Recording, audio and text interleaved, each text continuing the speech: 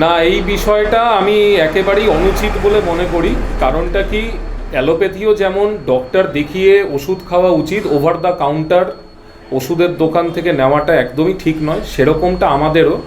আমি জাস্ট কয়েকটা ওষুধ এক্সাম্পল হিসাবে বলতে পারি, এগুলো অনেকেই জানেন। অ্যাকোনাইট, ব্রায়োনিয়া, বেলেডোনা, রাস্টক্স বা হেপারসালফ আছে, কিন্তু প্রতিটাই কিন্তু এই সিজনের জন্য একদম কার্যকারী। কিন্তু আমার ধরুন নাক দিয়ে অনবরত জল গড়াচ্ছে, চোখ দিয়ে জল গড়াচ্ছে, কিন্তু জিভটা শুকনো, জল তেষ্টা নেই, তখন একরকম ওষুধ হবে।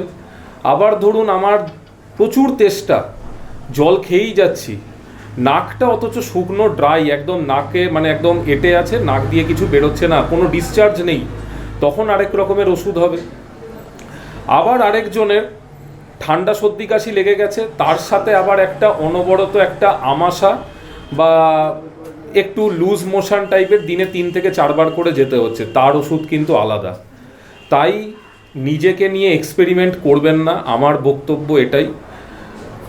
একজন ভালো হোমিওপ্যাথি ডাক্তারের পরামর্শ নিয়েই কিন্তু ওষুধ খান, সেটা জ্বর সর্দি কাশি হোক বা অন্য কোনো রোগ হোক, অ্যাকিউট ডিজিজ হোক বা ক্রনিক হোক। অ্যাকিউট মানেই আমরা ডাক্তারকে না দেখিয়ে আমরা কোনো ওষুধের দোকান থেকে কিনে খাওয়ার আগে চেষ্টা করি, সেটা ফেল হলে তারপরে ডাক্তারের কাছে যাই, কিন্তু ডাক্তারের কাছে গিয়ে পৌঁছতে রোগটা কিন্তু অনেক জটিল হয়ে যায়।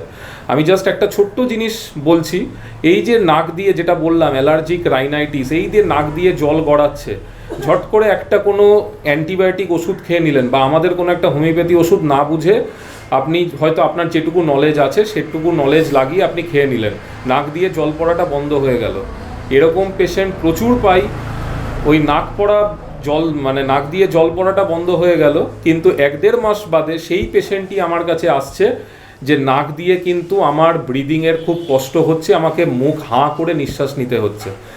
তারপরে আমি মানে ক্লিনিক্যালি এক্সামিন করে বা তারপরে ডায়াগনোসিস, কিছু মেডিকেল টেস্ট করে দেখা গেল কি দুটো নাকেই পলিপ আছে। নেজাল পলিপ কিন্তু খুব ডিফিকাল্ট টু কিওর, যদিও হোমিওপ্যাথিতে কিওর হয়, but it takes 8 to 10 months minimum.